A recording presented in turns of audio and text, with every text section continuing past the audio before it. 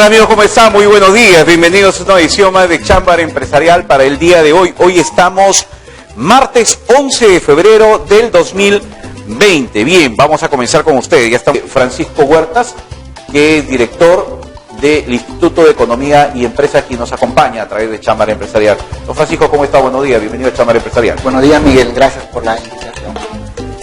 Don Francisco, la idea que nosotros hemos planteado para que más o menos la gente conozca el tema que vamos a tocar, ¿qué tanto, el Congreso que han ingresado, las personas que han ingresado, están preparadas, digamos, para poder tener una visión de lo que es la economía en el país?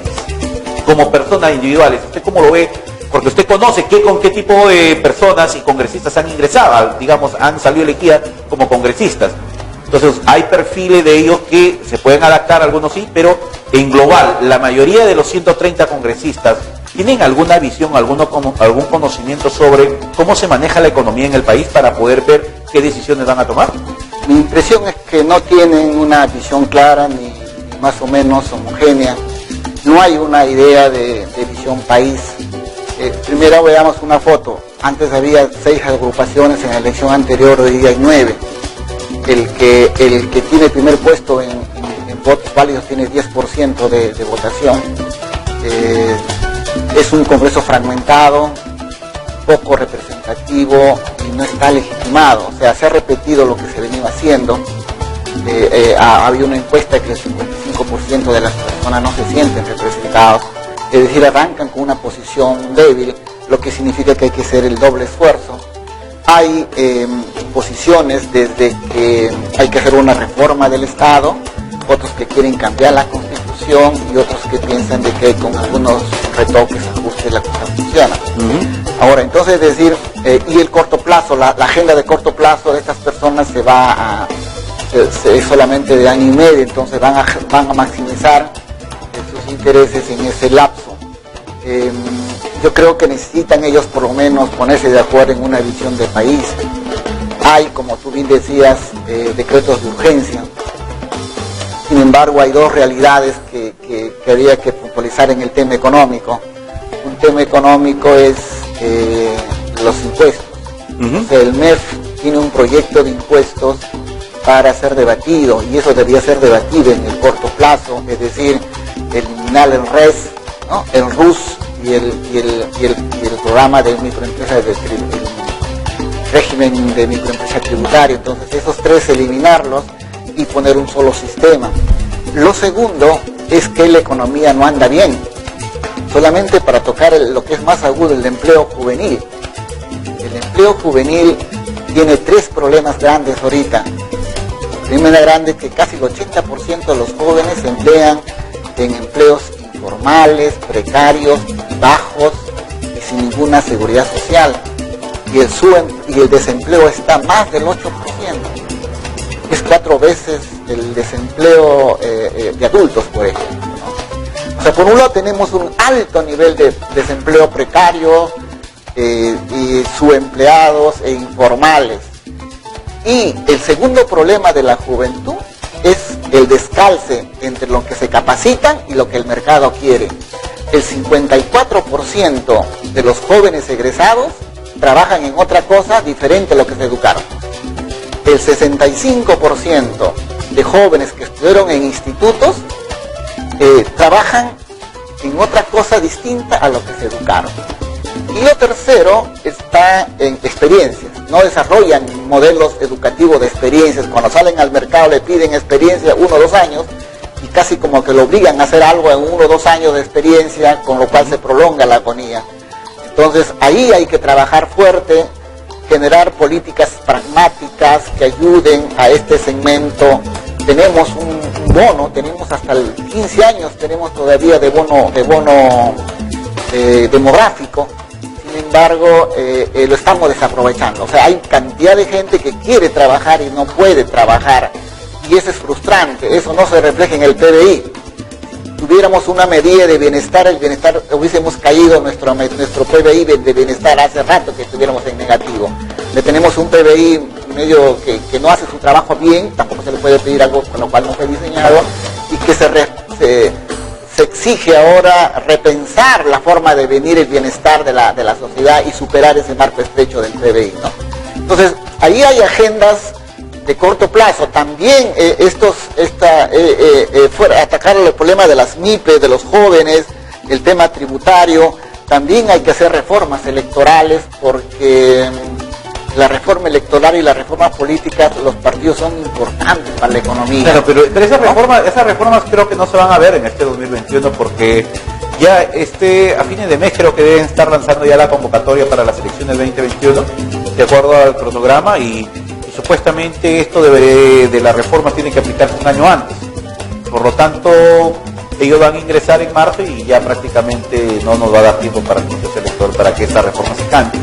Entonces hay un papel que es ahí que va a jugar en el 2021, que va a jugar el tema de los partidos que no han pasado la valla y que van a ingresar, y que bueno, el otro lado es que si uno analiza el perfil de los candidatos que después llegan al Congreso, como usted lo ha señalado, la mayoría quizás no conoce estos temas, no conoce esos temas de ver el tema de economía. Quizás ellos han hablado como caballito de batalla, como partido, le han dicho, mira, tú tienes que ir hablar de que vas a derogar la ley que prolonga por 10 años más el tema de la ley laboral agraria. Ya, listo, vamos a hacerlo así de esa forma.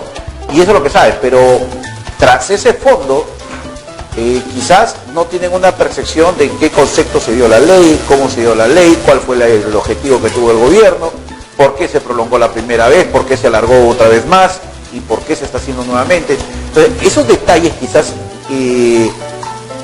puede hacer que los nuevos congresistas sean manejados en el sentido de votar en bloque sin saber ellos por qué están votando. Exacto, como decía al inicio, los congresistas no evidencian en promedio, porque hay algunos que conocen, pero en general no, en temas de economía. Deben buscar fomentar que el Estado cumple dos funciones: que sea un Estado que haga crecimiento, que fomente el crecimiento.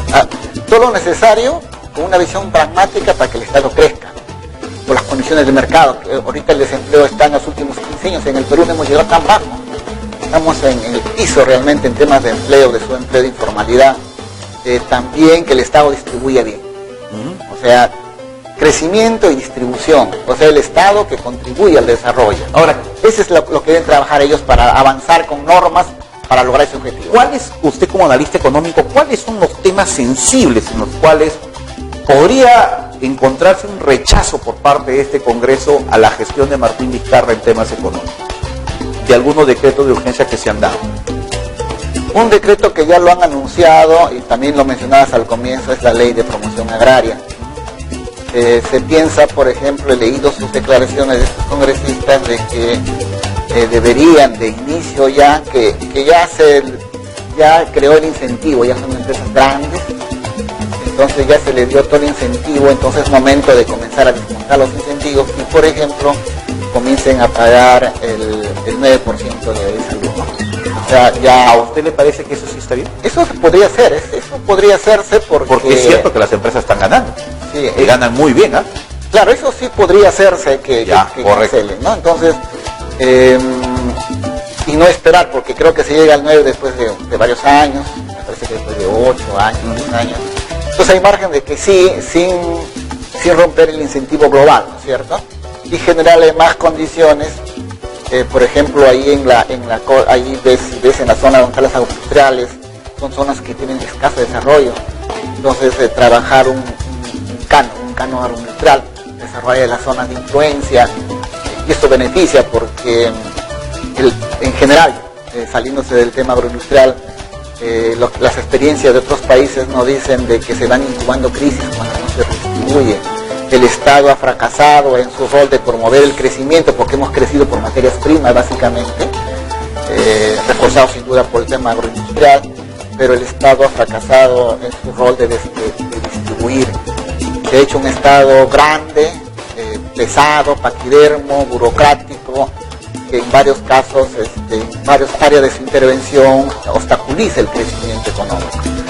Nosotros queremos un Estado fuerte, que regule las empresas grandes para que no haya abuso de poder de mercado, que fomente la competencia, un Estado que sea fuerte para que regule los compromisos fitosanitarios, los compromisos ambientales, O sea, en esas áreas sí reforzar, ahí se requiere un mejor Estado, no tiene que ser... ¿no? Entonces podemos decir, hay temor ahorita con las agroindustriales de verse en peligro el normal desempeño que se da si es que los congresistas no aprueban esta ampliación.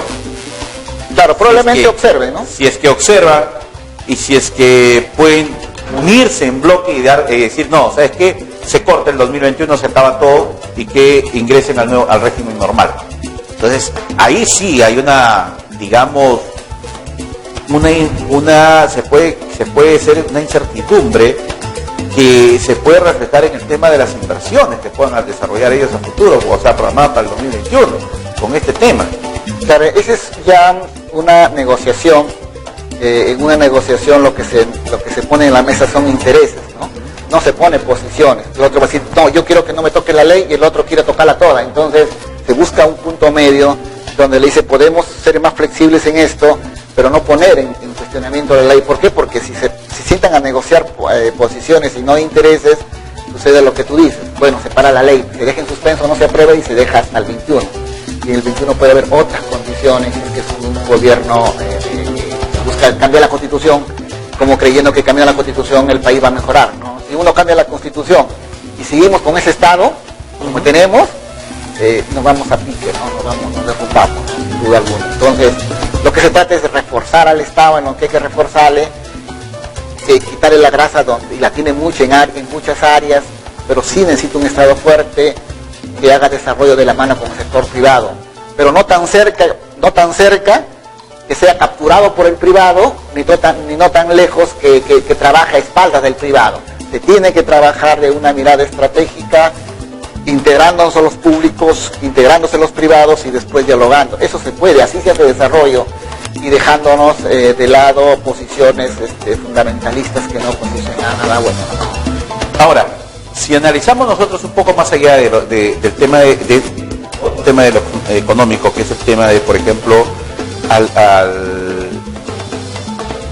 por ahí un congresista, el tema de las subvenciones que se da al tema educativo, que ya cumplió y encima no ha dado resultados porque la SUNEDU ha cerrado universidades que tenían todos esos incentivos donde deberían haber invertido y simplemente no han hecho nada. Entonces me dice, ya es algo que se debe cortar. ¿Usted lo considera así también? Sí, es correcto, porque a veces nosotros hemos pasado de un Estado muy intervencionista a un libre mercado a ultranza. Pensábamos nosotros que el tema educativo el mercado le iba a ajustar, ¿no? Que solo los buenos sobrevivían y los malos se iban, desaparecían del mercado. Eso no dicen los libros de texto, pero la evidencia muestra que no el Estado renunció. El Estado renunció a su capacidad reguladora en transporte y tránsito. El Estado renunció a su labor reguladora de las empresas grandes. ¿Por qué? Porque si querían hacer una norma salían de frente que alteraban el mercado y lo dejaban ahí. El Estado, siendo la educación tan importante, renunció a su rol regulador de la educación. Yo creo incluso que todas las entidades la educación se plantea como un negocio privado. Es un negocio. ¿Sí? Y a veces tiene información asimétrica, porque ahorita que la gran parte de muchachos salgan y trabajen en otras cosas, entonces no han invertido bien. El negocio ha sido solamente para los que han ofrecido educación, pero no los que han recibido la educación.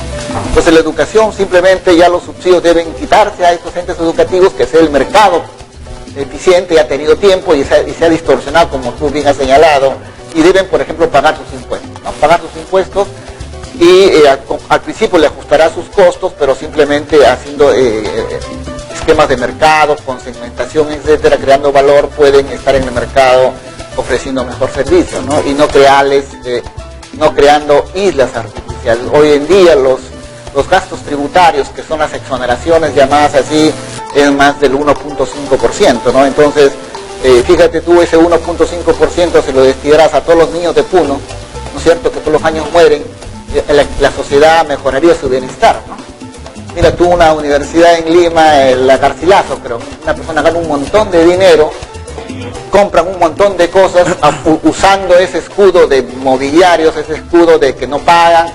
Entonces, yo creo que sí, deben pagar todas, someterse a eso y ser reguladas, y las que no dan buen servicio, y sobre todo las normas tienen que obligarlas, como hay asimetría de información en salud y educación. O sea, si el médico me dice tienes cáncer, espérate, me espero, porque yo le creo, no tengo forma de contradecirlo, es igual educación.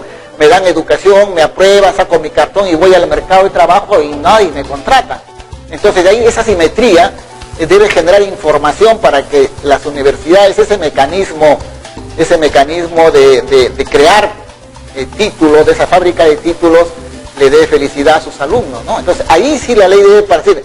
Si hay un disloque fuerte entre, y algo decía, que el 65% de muchachos que están que han salido de los institutos trabajen en cosas diferentes a los que han sido educados, que el 54% de estudiantes que han salido a las universidades trabajen en algo para lo cual no fueron educados, pero sí pagaron. Alguien les fue muy bien en el negocio, pero ellos perdieron. Que haya 1.3 millones de jóvenes, ninis, ¿no? Ni trabajan, ni estudian. Nunca hemos llegado a esos niveles que estamos tan fuertes en los últimos 15 años. Esas realidades debe hacer pensar a estos congresistas en hacer el Estado que sea pro crecimiento y pro distribución. Pro crecimiento y pro distribución, pro desarrollo. Y eso el Estado no lo está haciendo. Ahora, hay un tema también importantísimo, lo que se va a analizar en el Congreso. Yo no pienso que las grandes empresas, porque todos lo sabemos, que las grandes empresas tienen alianzas estratégicas con algunos congresistas para que defiendan sus intereses. Eso es algo que es, digamos, normal en el sentido de que ocurre en el país, ¿no? Acá.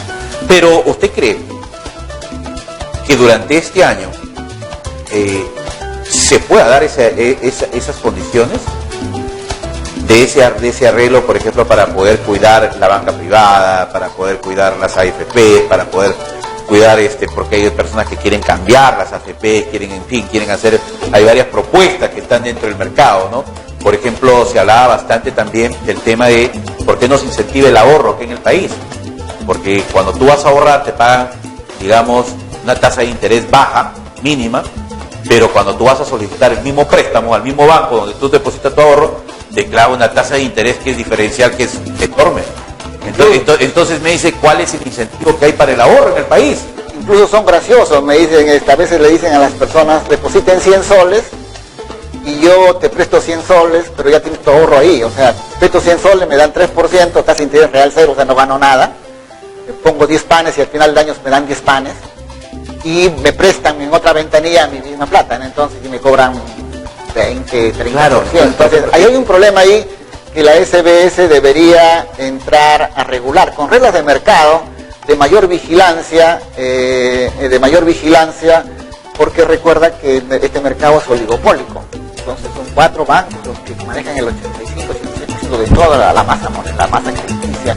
Claro, el BCP, es Interbank, es Continental y el otro es Scotiabank. Sí, entonces esas 4 y los demás son seguidores. Cuando quieren ver cómo está el tipo de cambio se van y miran cómo salió el tipo de cambio y ya X, ellos ponen X, o sea, son seguidores de precios. Entonces la SBS tiene que hacer cambios, se tiene que hacer cambios también en el sistema de pensiones. Hay muchas filtraciones, muchas perforaciones en pensión 65. 20 o 30% mínimo no deberían estar ahí. De la noche a la mañana han salido un montón de que están en pensión 65, así como pasa con el sistema del CIS, ¿no? 20, 30 en el CIS no deben. Hay gente que debe estar adentro y está afuera, hay gente que está adentro y debe estar afuera. Entonces hay un sistema de perforado, un sistema de filtración enorme en esos programas sociales. Y ver el sistema, como decía, de pensiones, no solamente ver pensión 65, ver el sistema nacional de pensiones y el sistema privado. El sistema nacional, los cálculos actuariales dirían que es un sistema que está básicamente quebrado, porque en un momento dado la caen los ingresos fuertes, no hay forma de cubrir. Entonces es muy frágil. Entonces hay que atacarlos, esos sistemas de pensiones, dado el mercado laboral altamente informal, su empleado. Entonces si no hacemos un sistema de protección social eficiente, sostenible en el tiempo, no estamos construyendo sociedad, estamos respondiendo a la coyuntura, una labor simplemente de apagar incendios, y no estamos construyendo futuro. Y la labor de los congresistas tener esa visión de desarrollo, tener una visión de ciudad, y lo pueden hacer, ¿no? Ahora, don Francisco, los congresistas van a tener el tiempo necesario porque ellos van a intentar con una agenda ya establecida, porque hay temas, hay leyes y propuestas de leyes que están ya para pasar a comisión y que están pendientes simplemente porque, ojo, los congresistas ingresan a reemplazar a las funciones que estaban desarrollando los anteriores congresistas, pero la carga del proceso de que ellos llevaban, de los trámites, los documentos, el proyecto de ley y todo, ha quedado pendiente, simplemente que se está el Congreso y eso sigue su trámite normal. O sea, van a poder los congresistas tratar de poder impulsar algunas normativas, algunas leyes, digamos así, o simplemente usted lo ve Congreso como que ellos van a desarrollar la carga que ya tienen y bueno, lo que los incentivos, lo que quieran hacer, va a quedar en propuestas nada más que va a ser pasado, digamos, en el Congreso. Lo que pasa es que la labor del Congreso hasta ahora ha sido muy ineficiente, se han ocupado en cosas que no les competía. Recuerda que se pueden formar comisiones, puede ser una comisión revisora de las leyes pendientes y que evacúe un informe en los próximos 30 días. ¿Cuáles son? Y esa gente se llena de asesores, entonces ¿para qué cosas están los asesores ahí? Si es que no sabe, el asesor tiene que decirle con una visión de desarrollo, de pro crecimiento y redistribución, decirle estos deberían ser, y lo plantean al Pleno, el Pleno aprueba las leyes que se deben discutir y no, y hay otras comisiones que se encargan de ver los diferentes temas tributarios, el área de economía, los temas de los programas sociales, temas de pensiones, pero lo que no se observa debe ser un trabajo anárquico, procedimental en el Congreso, que el mayor tiempo no son eficientes. Calcula tú cuántas horas tienen los congresistas, suma todas las horas, hombre, de sus asesores. ¿Cuántos asesores hubo? 100, ya 100 asesores, ya 8 horas diarias, ¿cuántas horas tuvo? ¿Qué fue lo que generó esas tantas horas, hombre? Tantos geniecillos, el Estado pagándoles, o nosotros pagándoles a través del Estado, y no hay producción, ¿no es cierto? Entonces, ahí requiere también un sistema de eficiencia, de evaluar costo-beneficio de las leyes, otro gran vacío. No hacen una evaluación costo-beneficio de las leyes, no hacen un trabajo ordenado, sino burocratizado, y eso hace de que el Estado tengamos ahí un ente que no hace su función bien, pero si tiene claridad en priorizar, habría que hacerlo. Algunas leyes no se podrán hacer, pero ya sientan las bases. Pero es muy cierto, eso puede resultar en el papel. En la práctica son gente que a veces vienen, algunos van a querer hacer, van a privilegiar, por ejemplo, poner un Senado, porque después del Senado van a querer postular al Senado. Entonces, esos incentivos de darle mucho tiempo a un tema, un gran debate, ocupa casi todos los recursos, viendo el Senado, y habiendo grandes leyes, la ley tributaria, la ley de empleo juvenil, con los problemas que hemos descrito, eso haría que vayan sentando las bases. Ocurre que esto no sucede. Yo diría que yo esperaría más un acto de fe, que este Congreso actúe, que basado en evidencias reales de que este Congreso va a funcionar, pero hay que confiar en que se reúnan ahora gente apropiada, ¿no? Ahora, de los congresistas liberteños que salió elegidos, alguno de ellos o ellas maneja temas económicos, conoce temas económicos, que usted alguna vez se haya chocado en algún evento o se haya encontrado por ahí. No lo he visto. El que he visto que podría tener experiencia es Valdés, que ha sido presidente. Entonces, cuando uno está ahí, al margen de la relevancia con qué lo hizo, debe tener una bueno o malo, pero al menos tiene experiencia. Una experiencia que puede ser útil. Sí se rodea de gente apropiada para sacar proyectos. El resto no tiene mayor experiencia. Creo que hay una médica, conocerá mucho de salud, quizás va a la comisión de salud. El resto son gente profesional, pero que no sé, no estoy seguro si habrá destacado en algo, ¿no? Pero siempre digo, tienen el espacio de rodearse gente, no porque le ayudó en la campaña, sino simplemente porque le va a ayudar a hacer un buen trabajo. Claro, eso es lo que quieran. Claro, yo le hacía esta pregunta, ¿por qué? Porque el análisis de acá de la región La Libertad, para ir culminando ya, es el tema de que el presidente de la República ha pedido a los gobiernos regionales y a los gobiernos locales, a las municipalidades, y fue la columna que salió de Chámara Empresarial el día de ayer en el Diario de la Industria, donde hicimos un análisis del portal de transparencia. Y el presidente dijo que esperaba que este año los gobernantes gasten el 80% para hacerlo eficiente este año. Y para que eso ocurra tenemos que tener un gasto de avance de proyecto, digamos así, en un 6.6% más o menos mensual. Y esas cifras no estamos logrando, no estamos alcanzando esas cifras por parte del gobierno regional ni por parte de la municipalidad. El gobierno regional creo que está en 1.8% de avance al 31 de enero y las municipalidades en promedio están en un avance de un 3 y tantos por ciento más o menos, es decir, no nos acercamos a las cifras. Sí, es cierto, hay una meta del 80% como dices. Conozco el caso del gobierno regional. Ha habido una evaluación el primer mes que no ha sido saludable, como bien lo precisas, pero se ha hecho una evaluación objetiva con escenarios y yo creo que en los siguientes meses se va... ¿Sí vamos a pasar el 6.6 o estaremos acercándonos al 6.6? Sí, puede ser más incluso, ¿no? Por ejemplo, una evaluación objetiva sería el primer trimestre, ¿no? Sí, primer trimestre. Entonces, en el primer trimestre sí va a ser, yo creo, con cifras mejores, ¿no? Mejores que demuestren o que den idea de que al final de año se pueda cumplir, ¿no? Claro, esa es la idea, y el tema es que la participación del gobierno regional este año debe ser un poco más técnica, más que política, más técnica, o sea, incluso Eder Cadenías, que está a cargo de la reconstrucción con cambios, él a veces sus declaraciones y sus presentaciones son más políticos que más digamos para aparecer él como cabeza principal, como mostrarse, como venderse, mejor dicho, a los temas, por ejemplo, relacionados técnicamente, de los cuales son muy importantes en ese aspecto de reconstrucción con cambio. Claro, probablemente, a veces uno habla de acuerdo al público objetivo, ¿no? Pero el público de repente le interesa decir cuánto vas logrando, ¿no? En porcentaje.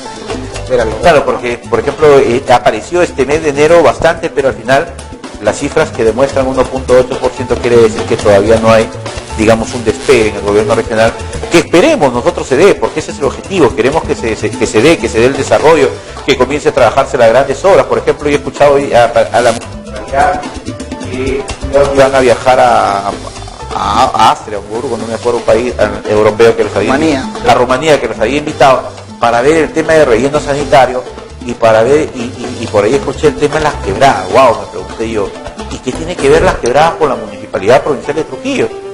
Si la Municipalidad Provincial de Trujillo es un ente nada más participativo porque decisión y temas económicos no tiene presupuesto para poder tener injerencia en este proyecto. O sea, a eso voy yo, o sea, ¿por qué mezclan papas con camotes? Si la municipalidad, por ejemplo, se va a Rumanía, el tema de las quebradas es un tema que no pueden tenerlo, no pueden verlo. ¿Por qué? Porque la municipalidad no tiene injerencia en ese proyecto, o sí tiene alguna injerencia la municipalidad en el tema de las quebradas. No, eso ya está bien claro que pasa al gobierno regional. Sí. Porque la misma municipalidad, cuando le preguntaron sobre las quebradas, ¿qué decía? Eso es un tema que le compete al gobierno regional porque nosotros no manejamos eso. Y ahora que viene para irse a Rumanía, sale escuchando al regidor, al Chollo Bahamonte, al Luis Bahamonte, hablando sobre que van a ir allá, porque las han invitado para un lado técnico para ver el tema de un relleno sanitario, y dos, el tema de las quebradas. Y yo dije, cuando dijo el tema de quebradas, pero ¿qué tiene que ver la municipalidad con el tema de quebradas? Y ahora, si es una reunión técnica, ¿qué capacitación tienen los regidores técnicamente para poder ir a escuchar allá a una persona que supuestamente le va a hablar en términos técnicos, le va a dar una exposición temática, directa técnicamente? Caballero, no es su tema. Claro, generalmente ahora con la tecnología eso se puede trabajar con videoconferencias, etcétera. No es tan necesario viajar, pero en algunos casos sí, de repente para firmar algún convenio. Y también es cierto que estas agencias de desarrollo piden que vaya siempre una autoridad política para que dé el respaldo. Claro. ¿No? Pero siempre hay que ir, pero cuando va una comitiva y a veces que no conocen, yo más lo veo como simplemente un viaje turístico, ¿no? Y lo que es más, si dijera y lo que siempre se acostumbra, se dice, no gastamos nada. No es que no gastes nada, sino que así te vayas un mes y no gastes nada, te han pagado un mes para que estés acá, trabajando, y no estando por allá. Claro. Entonces, no es cierto eso de que no gasto nada, ¿no? Entonces, realmente debe ir una parte técnica y una parte responsabilidad política. Pero cuando va un grupo, ya una comitiva más parece un paseo. Claro, porque eran tres regidores y 2 técnicos. Debería haber sido 4 técnicos y un regidor. Para política. O un representante político, sí, para que pueda más o menos manejarse. Ahí sí, justifica 4 técnicos preparados y lleven técnicos, ojo, y técnicos, y para mí el primer filtro que debe ser para llevar un técnico, que tiene que ser un trabajador estable de la municipalidad. Porque yo no voy a llevar un contratado para que vaya allá, se capacite y venga, y después a la siguiente periodo, siguiente gestión, o antes de que termine esta gestión, me diga chao y se vaya. Tengo que llevar gente preparada que va a estar constantemente ahí. No, y unos grandes en el sector público en general, y lo he visto en varias partes, es que todas las personas que van no hacen una sistematización, no hacen una información, no distribuyen material, video, simplemente llegan y se lo guardan y ahí quedó. ¿En qué se preocupan? En rendir sus viáticos. De la forma de cómo completo los papeles para que no devolver nada, en eso es su preocupación grande.